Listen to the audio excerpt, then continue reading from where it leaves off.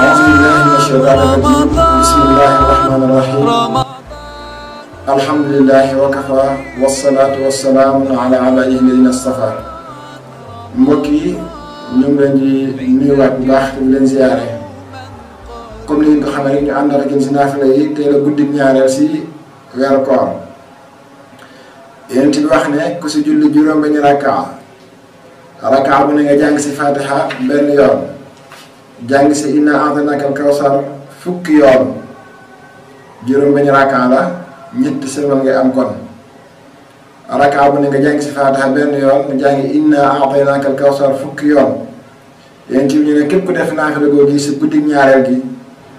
bala ngaa jóg makkaan bi nga toog doon def naafila gi suñu borom jéggal la say mbooloo bàkkaar nii itam boo ko defee di nga am si ay ab yoon ak ay tiyaaba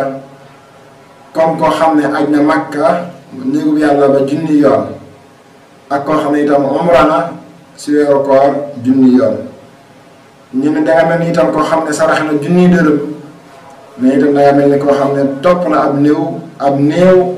jaamu yàlla suñu borom tabaaraka wa taala ay at yu bëri seet itam ku feebar mais itam képp koo xam ne def nga naafila googu si guddi ñaareel gi mel na ni jàngal nga yonent bi yàlla Muhammad sallallahu alayhi wa sallam alxuraan ji nga xam ne si moom la ko suñu borom wàcce woon te wàcce woon ko si weer yu ñu nekk muy weeru koor mel nga ni itam ku am tiyaabay ku jaamu yàlla suñu borom tabaaraka wa taala juróom-ñaar fukki at muy 70 ans kon naafila gaa moom mooy guddi ñaareel gi képp ku ko mën na nga ko def incha allahu rabbi